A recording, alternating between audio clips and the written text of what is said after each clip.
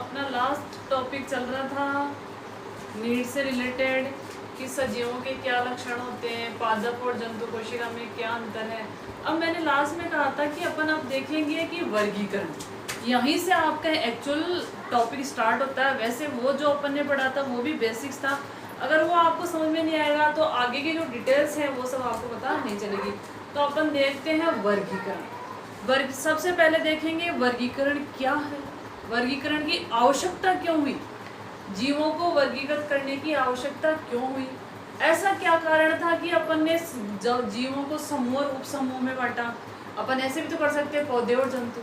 क्या कारण था ऐसा कि अपन ने जीवों को वर्गीकृत किया, कौन कौन से क्लासेज होती है, पादपों के कौन से वर्ग हैं, जंतुओं के कौन से वर्ग, ये सब अपन डिटेल से देखेंगे। तो अपना टॉपिक है जीवों का वर्गीकरण। जीवों का वर्गीकरण,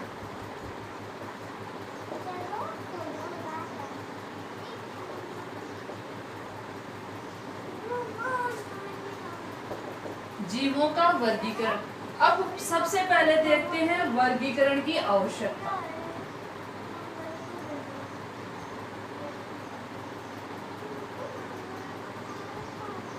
वर्गीकरण की आवश्यकता, देखो ये अच्छा पॉइंट है, इसको समझना ढंग से। देखो ये टॉपिक ऐसे, वर्गीकरण टॉपिक है ऐसा है जिसमें जितनी प्रैक्टिस करोगे, जितनी बार प्रैक्टिस करोगे, एफिशिएंसी क्रीम निकल के आएगी। तो आपको प्रैक्टिस तो करनी ही पड़ेगी। अगर आपको नीट क्रैक करना है, नीट क्लियर करना है, तो आपको प्रैक्टिस तो करनी ही पड़ेगी। वर्गीकरण की आवश्यकता कोई, सपोज अभी जैसे मैं आपको बायोलॉजी पढ़ा रही हूँ, ठीक है। अब आपको बायोलॉजी क्या है, बहुत बड़ा सब्जेक्ट हो गया, बहुत ब्रॉड सब्जेक्ट है।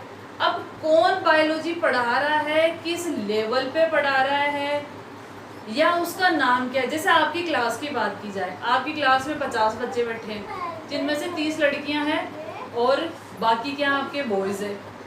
अब अगर मैं कहूँ कि किसी से क्वेश्चन पूछ रही हूँ, भाई आप खड़े होइए, ठीक है, तो दो ही कैटेगरी, एक लड़का और एक लड़की। अगर मैं नाम लेके बोलती, हो सकता है दो नाम एक जैसे की हो सकते हैं। जैसे अपन क्या बोलते हैं, देखो मैं एक सिंपल सा एग्जांपल बताती हूँ। मैं जयपुर डिस्ट्रिक्ट से बिलोंग करती हूँ, ठीक है। तो अपन जो सोगरी होती है, सोगरी, सांगरी अलग चीज होती है, ध्यान रखना, सांगरी अलग चीज होती है, सोगरी अलग चीज होती है।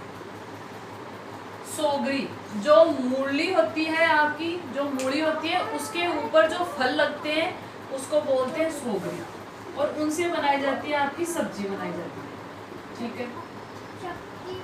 अब देखना, अब मैंने आज तक सोगरी नाम सुना था, पर जयपुर डिस्ट्रिक्ट में ही, मेन डिस्ट्रिक्ट में कई लोगों से मैंने इसको मोगरी नाम से भी पता किया। कई लोग इसको मोगरी भी बोलते हैं, इसको क्या बोलते हैं, मोगरी।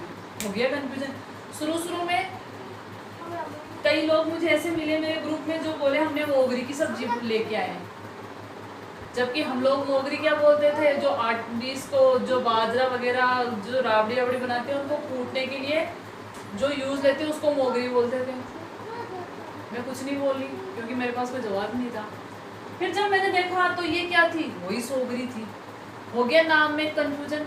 तो जीवों के वर्गीकरण की आवश्यकता इसीलिए पड़ी, नामकरण की आवश्यकता इसलिए पड़ी ताकि वर्ल्ड लेवल पे पूरी दुनिया में एक जीव का एक ही नाम हो। ये कंफ्यूजन है ना, जो ये सोगरी और मोगरी वाला, ये क्रिएट नहीं हो, इसलिए जीवों के वर्गीकरण की आवश्यकता पड़ी। समझ में आ गया? मेरे हिसाब से अब नहीं भूलोगे आप लोग।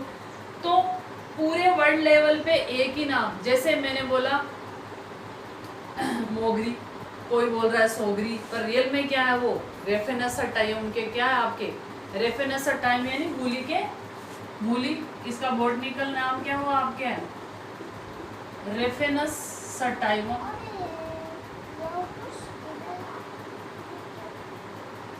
मतलब मूली, ये इसके क्या है, फल है।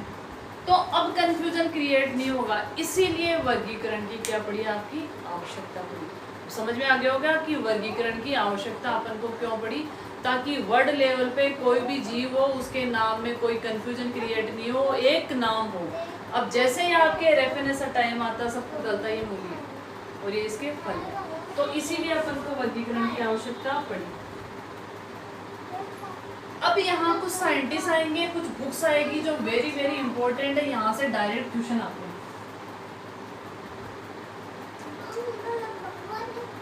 वर्गीकरण क्या होता है? वर्गीकरण कैसे परिभाषित करोगे आप वर्गीकरण को? जीवों को समानता व असमानता के आधार पर, जीवों को समानता व असमानता के आधार पर, असमानता के आधार पर समूहबद्ध करना, समूह में रखना। क्या कह रहा है समझना इसको? जीवों को समानता व असमानता के आधार पर समूह में रखना, वो क्या कहलाता है? आपका वर्गीकरण। तो ये है आपके वर्गीकरण या क्लासिफिकेशन की परिभाषा। मतलब जीवों में कौन से लक्षण है। जैसे मैंने क्या कहा, ये एक पौधा है, तो मैंने क्या कहा, ये प्रकाश संश्लेषण करेगा। मुझे क्या पता प्रकाश में करेगा, तो मैं कह सकती हूँ ये ग्रीन है। और जंतु कैसे होंगे? ये ग्रीन नहीं है, ठीक है। इसके अलावा अगर कोशिका संरचना देखे तो क्या होगा? हरित लौह पाया जाएगा, इनमें नहीं पाया जाएगा। तो ये क्या होगी? आपकी समानता और असमानता के आधार पर। तो ये है आपके वर्गीकरण की परिभाषा। अब यहाँ कुछ टर्म आएंगे। वर्गीकी, वर्गीकी शब्द का सर्वप्रथम प्रयोग किसने किया? वर्गीकी शब्द का, ये डायरेक्ट क्वेश्चन है बेटा, ये डायरेक्ट एमसीक्यूज है, ऑब्जेक्टिव क्वेश्चन है। वर्गीकी शब्द का सर्वप्रथम प्रयोग किया था एपीडी कैंडोले ने, एपीडी कैंडोले ने वर्गीकी शब्द का सर्वप्रथम प्रयोग किया था एपीडी कैंडोले ने। क्या किया था? वर्गीकी शब्द का प्रयोग किया था। अब इनकी बुक का नाम भी पूछा जाता है, इनकी बुक का नाम भी पूछा जाता है। तो इनकी बुक थी थ्योरी एलिमेंट्री डी ला बोटनिका। इनकी बुक थी थ्योरी एलिमेंट्री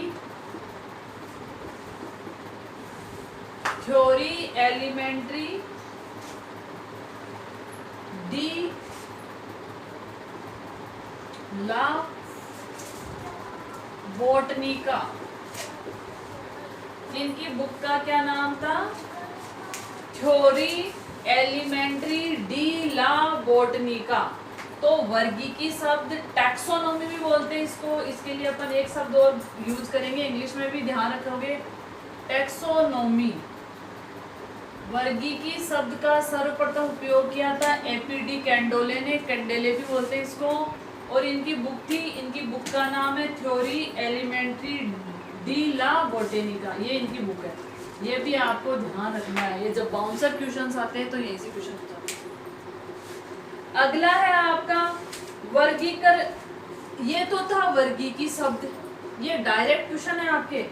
वर्गीकरण विज्ञान शब्द का प्रयोग सर्वप्रथम किसने किया था? वर्गीकरण विज्ञान शब्द का प्रयोग, वर्गीकरण विज्ञान शब्द का प्रयोग, वर्गीकरण विज्ञान शब्द का सर्वप्रथम प्रयोग किया था कैरोलस लीनियस ने। Very very important, Carolus Linnaeus. वर्गीकी विज्ञान शब्द का सर्वप्रथम प्रयोग किया था कैरोलस लीनियस ने। वर्गीकरण शब्द इन्होंने दिया था, टैक्सोनॉमी और वर्गीकरण विज्ञान ये किसने दिया था? आपके कैरोलस लीनियस ने। अब इनकी बुक है वेरी वेरी इंपॉर्टेंट, सिस्टेमा नेचर। इनकी बुक का नाम ध्यान रखना आप, सिस्टेमा नेचर। इनकी बुक क्या है? सिस्टेमा नेचर। इनकी बुक का नाम है सिस्टेमा नेचर। ये भी अच्छा क्वेश्चन है, आपसे डायरेक्ट क्वेश्चन आता है।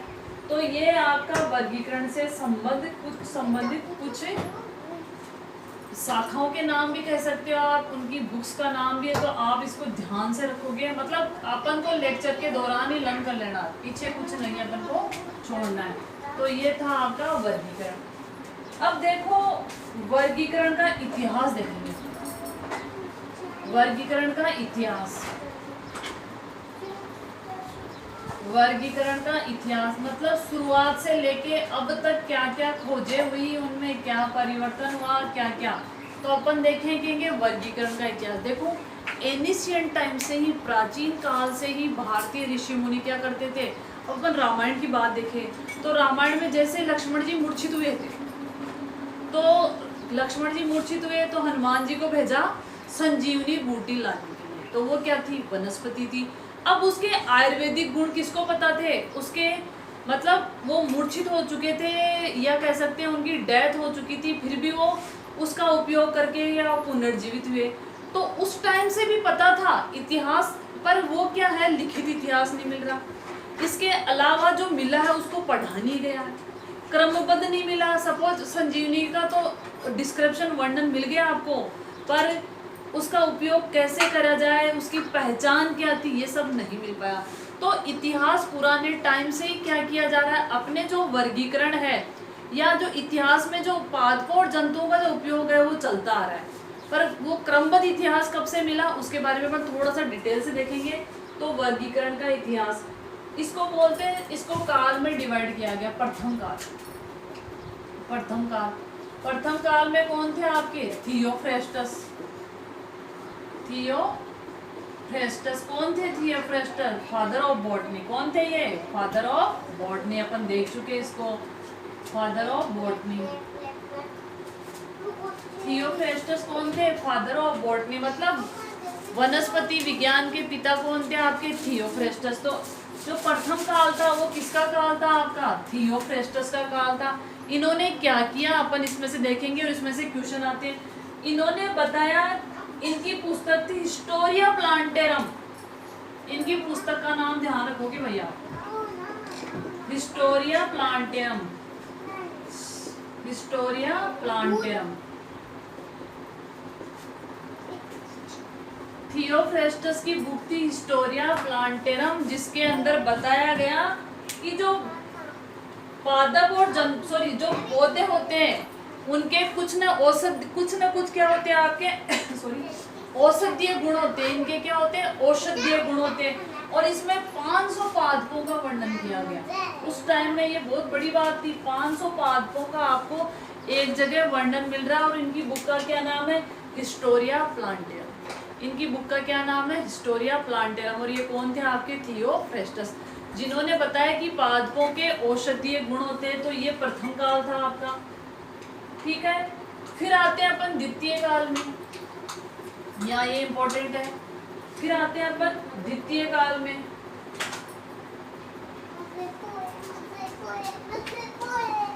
द्वितीय काल में कौन इंपॉर्टेंट थे वो देखते हैं अपन। द्वितीय काल में आया आपके कैरोलस लीनियस, ये बहुत ज्यादा इंपॉर्टेंट है, कैरोलस लीनियस।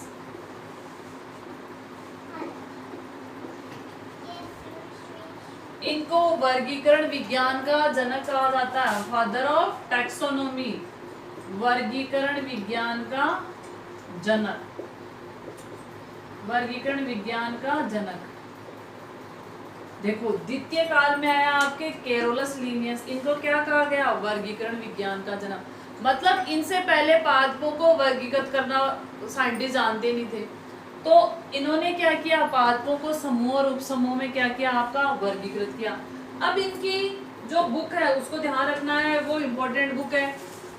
हिस्टोरिया प्लांटेरम तो किसकी थी आपकी, थियोफ्रेस्टस की। और इनकी कौन सी बुक है, स्पीसीज प्लांटेरम। ज्यादा डिफरेंस नहीं है, ध्यान रखना है, स्पीसीज प्लांटेरम। इनकी बुक कौन सी है, स्पीसीज प्लांटेरम। तो थियोफ्रेस्टस की बुक क्या थी, हिस्टोरिया प्लांटेरम। और इनकी बुक कौन सी थी, स्पीसीज प्लांटेरम। दोनों की दोनों क्या है आपकी इंपॉर्टेंट है। और ये क्वेश्चन है 2020 या क्या कह सकते हैं 2020 का ये क्वेश्चन है, नीट 2020 का। अब इनका जो वर्गीकरण था, इन्होंने वर्गीकरण विज्ञान की नींव रखी। तो इनका वर्गीकरण किसके आधार पर था वो भी अपन देखते हैं। तो इनका जो वर्गीकरण था वो लैंगिक लक्षणों के आधार पर था। लैंगिक लक्षणों के आधार पर इन्होंने क्या दिया था आपका वर्गीकरण, कि पादपों में लैंगिक लक्षण कैसे होते हैं, पुंकेसर कैसा होता है, स्त्रीकेसर कैसा होता है, उनके आधार पर इन्होंने क्या किया, वर्गीकरण किया था। इसके आधार पर इन्होंने क्या किया, पादपों को 24 वर्गों और उपवर्गों में बांटा। कितने में, 24 वर्गों और उपवर्गों में बांटा। इनमें से 23 तो थे आपके पुष्पीय, इतना नहीं आएगा आपके, एक बार देख लो, पुष्पीय 23 तो कैसे थे आपके, पुष्पीय, और जो 24वां था वो कैसा था आपका, अपुष्पीय। जो 24वां था वो कैसा था, अपुष्पीय। तो Carolus Linnaeus, father of taxonomy, वर्गीकरण विज्ञान के जनक या पिता, इनकी बुक थी स्पीसीज प्लांटेरम या हिस्टोरिया प्लांटेरम थी। आपको ध्यान रखना, अलग अलग से लैंगिक लक्षणों के आधार पर, सेक्सुअल कैरेक्टर के आधार पर इन्होंने जंतुओं का पादपों का वर्गीकरण किया था। 24 वर्गों में बांटा था, जिनमें से 23 थे पुष्पीय पादपों के, और एक कैसा था आपका, अपुष्पीय पादपों का था। ये था आपका द्वितीय काल। अब नेक्स्ट देखते हैं अपन तृतीय काल। नेक्स्ट क्या देखते हैं अपन, तृतीय काल।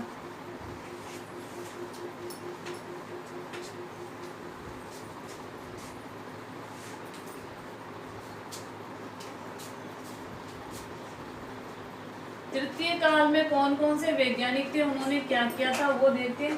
तृतीय काल में आए थे आपके बैंथम और हुकर। कौन आए थे आपके, बैंथम और हुकर। बैंथम व हुकर ये साइंटिस्ट थे, जो कौन से काल के थे आपके, तीसरे काल के थे।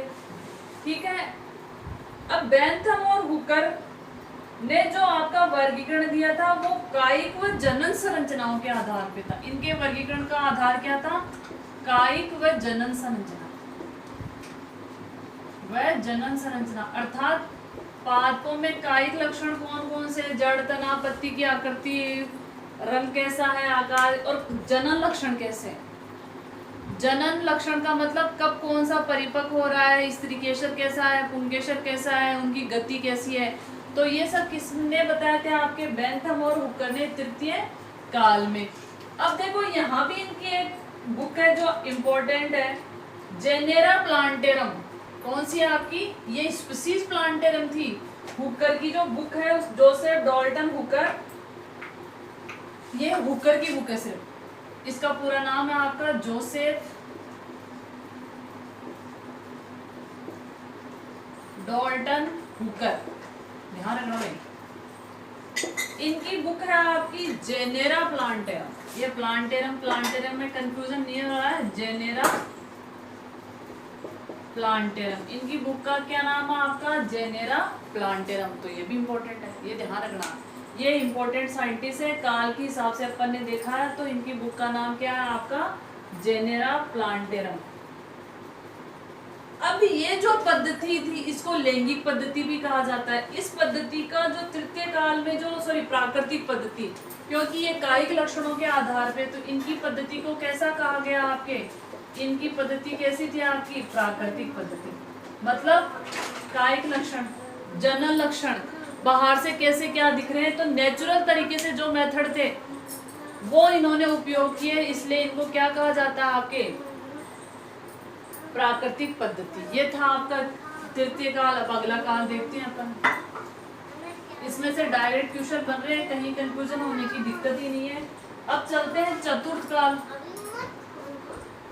जो चार्ल्स डार्विन का था। चतुर्थ काल, इसमें इंपोर्टेंट वैज्ञानिक कौन थे आपके, चार्ल्स डार्विन। चार्ल्स डार्विन जिन्होंने क्या दिया था, ओरिजिन ऑफ स्पीसीज, जाति के वर्ण का सिद्धांत या प्राकृतिक चयन का सिद्धांत जिन्होंने दिया था। तो जो चतुर्थ काल के वैज्ञानिक थे वो कौन थे आपके, चार्ल्स डार्विन थे।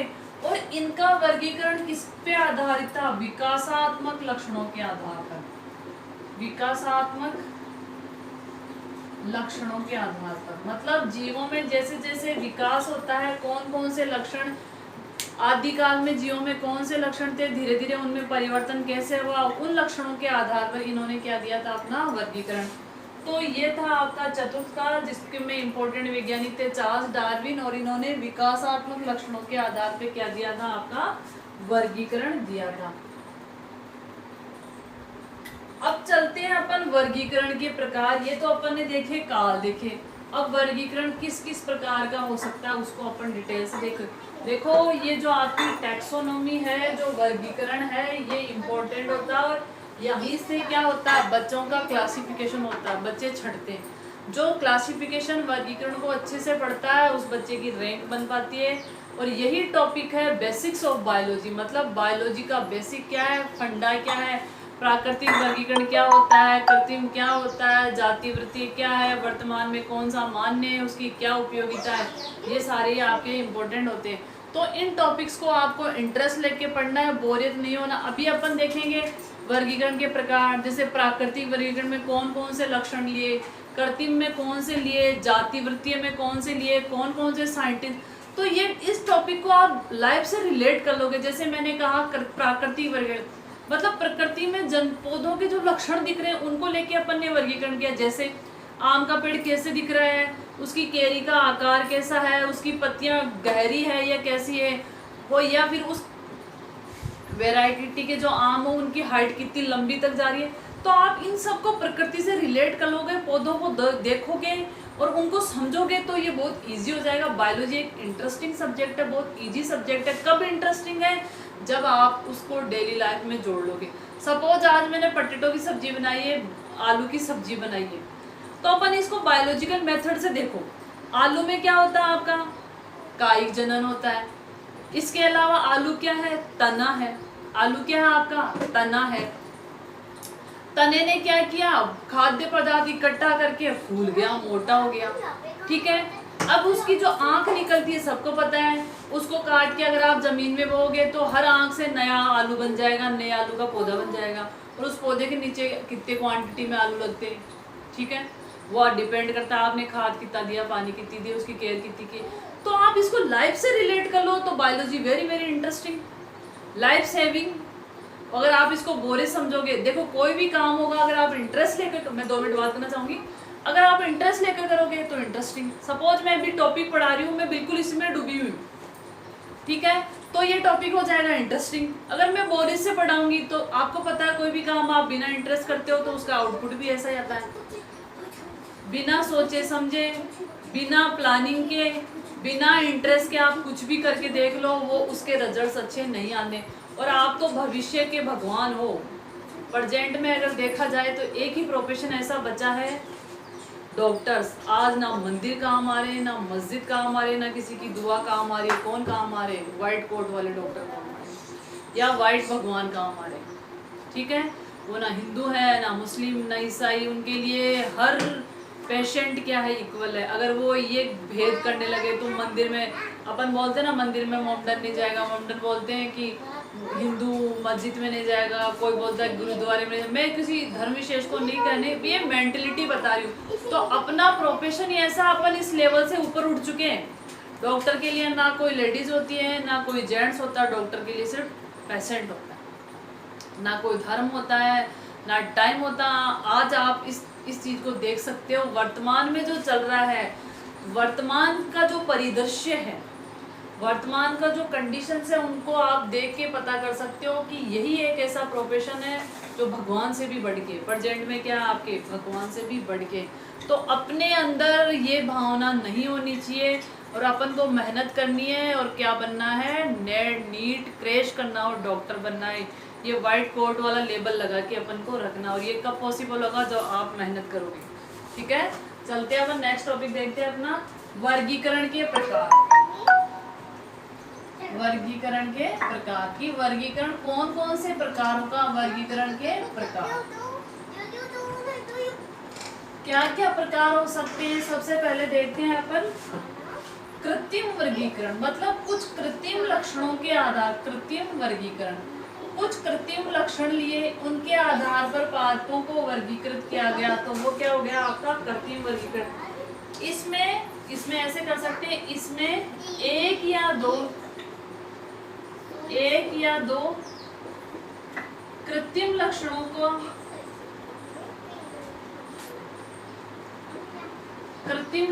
का अध्ययन किया गया, लक्षणों का अध्ययन किया गया।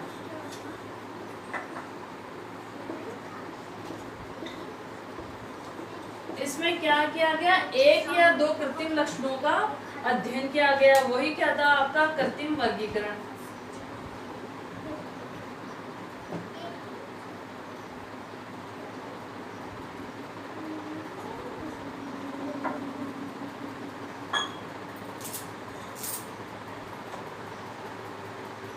अब यहाँ से क्वेश्चन कैसे बनता है, ये नहीं पूछेंगे कृत्रिम वर्गीकरण में क्या था, इसके साइंटिस्ट कौन कौन से, तो वो देखेंगे। कृत्रिम वर्गीकरण के थे थियोफ्रेस्टस,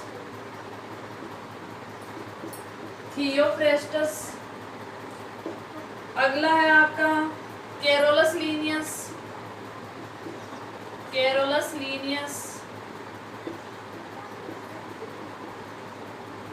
और एक और है आपका सिसल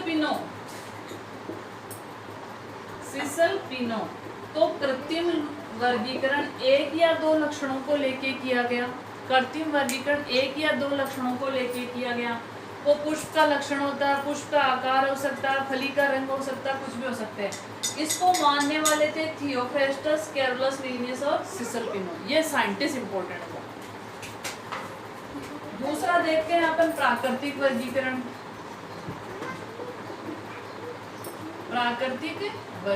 दूसरा प्रकार है आपके प्राकृतिक वर्गीकरण। इसमें क्या किया, जीवों की संरचना कैसी है जीव की, इसके अलावा परिवर्तन का प्रकार कैसा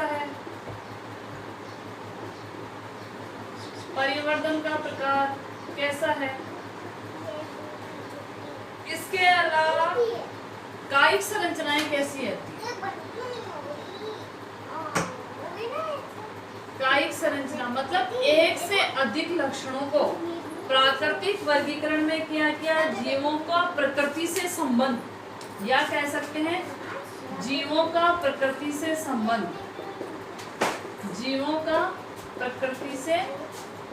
संबंध कैसा था, इस आधार पर क्या किया गया, आपका वर्गीकरण किया गया।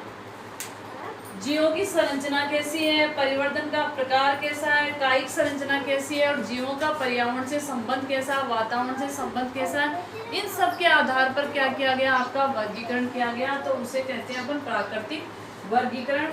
अब इसमें साइंटिस्ट देखो, बेंथम और हुकर, बेंथम व हुकर, इसमें साइंटिस्ट कौन कौन है, एक तो आपका बेंथम और हुकर है, जो आपका इस पद्धति का मेन साइंटिस्ट है। प्राकृतिक जो वर्गीकरण था उसका मेन साइंटिस्ट कौन है, आपका बेंथम और हुकर। तो ये अपन ने देखा कृत्रिम और प्राकृतिक, यहाँ साइंटिस्ट ज्यादा इंपॉर्टेंट है, यहीं से आपके क्वेश्चन बनेंगे। अब है जाति वृत्तीय वर्गीकरण, तीसरा कौन सा आपका जाति वृत्तीय वर्गीकरण, जाति वृत्तीय वर्गीकरण।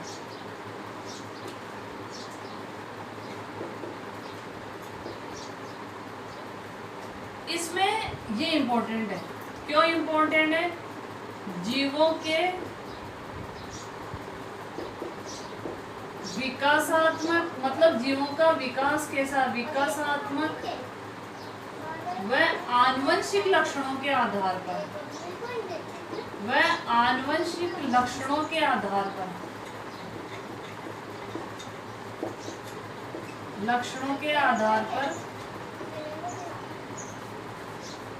मतलब जीवों का विकास कैसे हुआ, एक कोशिकी से बहुकोशिकी कैसे बने, निम्न कोटि से उच्च कोटि के जीव कैसे बने, इसके अलावा उनके आनुवंशिक लक्षणों में क्या परिवर्तन है, क्या अंतर है, इसके आधार पर जो वर्गीकरण किया गया वो कौन सा कहलाया, आपका जाति वृत्तीय वर्गीकरण। और इसके जो साइंटिस्ट है वो ध्यान से रखते देखो कौन कौन से हैं, ओसवाल्ड टिप्पो, एक है आपका ओसवाल्ड टिप्पो,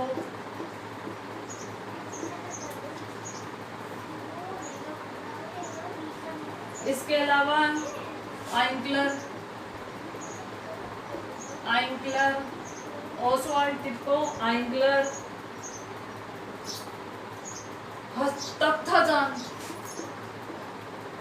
तख्ताजान, ये साइंटिस्ट इसके क्या है आपके जाति वृत्तीय वर्गीकरण में। तो जीवों का विकास कैसा हुआ, उनके आनुवंशिक लक्षण क्या, इसके आधार पर अगर जीवों को वर्गीकृत किया गया तो वो कहलाता है आपका जाति वृत्तीय वर्गीकरण। और इसमें साइंटिस्ट कौन कौन से, ओसवाल्ड टिप्पो है, आइंक्लर है, तख्ताजान है, ये क्या आपके इम्पोर्टेंट है। तो अपन ने देखा कि जीवों को क्यों वर्गीकृत किया गया, क्या कारण था। इसके अलावा वर्गीकरण को काल में बांटा और कितने प्रकार का वर्गीकरण होता है, ये सब अपन ने आज देखा। अब अपन देखेंगे कि जंतु जगत या अपन देखेंगे वनस्पति जगत को कैसे वर्गीकृत किया गया। अब देखो यहाँ से क्वेश्चन कैसे बनते हैं। प्राकृतिक वर्गीकरण का आधार था, ये 3 ऑप्शन दे देंगे, चौथा कोई अगला दे देंगे, या उपरोक्त सभी दे देंगे, या इनमें से कोई एक दे देंगे, ऐसे ऑब्जेक्टिव। नीट में क्वेश्चन ऑब्जेक्टिव ही आते हैं मोस्टली। देखो मैं आपको बेसिक्स करवा रही हूँ। अब जल्दी ही मैं क्या करूँगी, आपके जूलॉजिकल लेक्चर भी एक अपलोड कर दूँगी। मैं कर नहीं पा रही, तब शेड्यूल बड़ा बिजी शेड्यूल है, क्योंकि मुझे और भी मेरे पास और भी क्लासें वगैरह हैं, तो मैं आपका ये टॉपिक क्लियर नहीं करवा पा रही। तो कल तो मैं लेक्चर भी नहीं डाल पाई, क्योंकि बाकी जो मेरे पास प्रॉब्लम थी, मतलब बाकी जो क्लासेस थी उनकी वजह से मैं आपका लेक्चर अपलोड नहीं कर पाई, सॉरी। तो आज मैं हो सका तो आपके 2 लेक्चर अपलोड करूँगी।